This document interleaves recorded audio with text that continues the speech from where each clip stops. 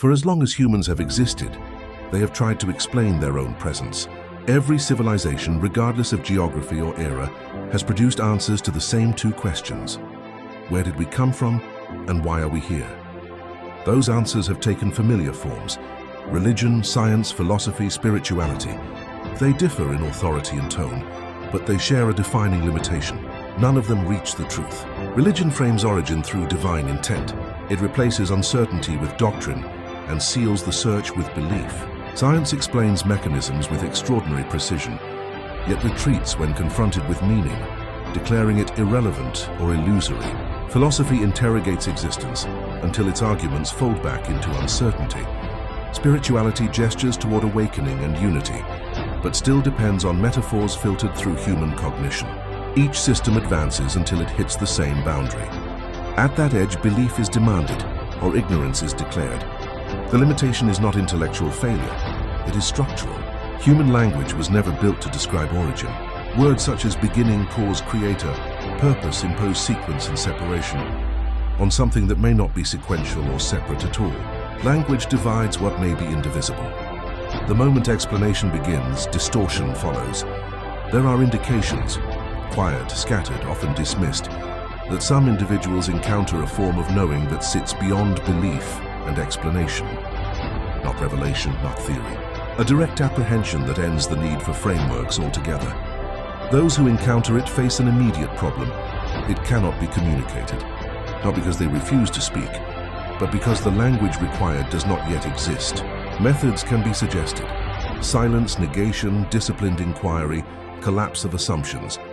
But methods only point, they do not deliver. Teaching someone how to arrive at this knowing without describing what is known exposes a contradiction that no tradition has resolved. Some argue this capacity may not be evenly distributed, that biology itself plays a role. A particular configuration of perception, cognition, and temperament may be required to endure the absence of narrative long enough to see what remains. Not enlightenment as reward, but tolerance for darkness without interpretation. That darkness is not evil, mystical, or empty. It is simply unlit by explanation. In this knowing, God does not appear, not as a being to reject or accept, but as a concept that collapses.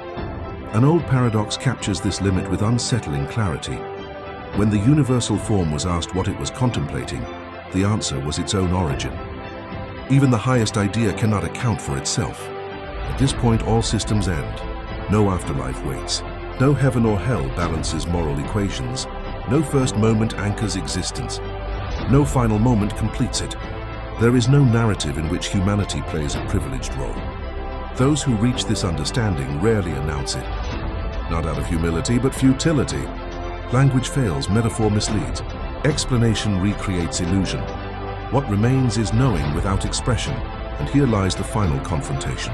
Those who arrive here become the ones belief systems struggle to absorb. Gods are easy to worship. Truth without form is not. It offers no comfort, no identity, no moral leverage. It cannot be organized, monetized, or protected. It does not ask for followers. The resistance to this idea is predictable and fierce. Disagreement is immediate. Rejection is emotional. Certainty defends itself aggressively when threatened.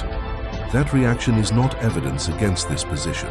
It is evidence of how deeply the need to believe is wired, and how difficult it is to accept that the answers do not lie in light, revelation, or explanation, but in the place where all explanations fail.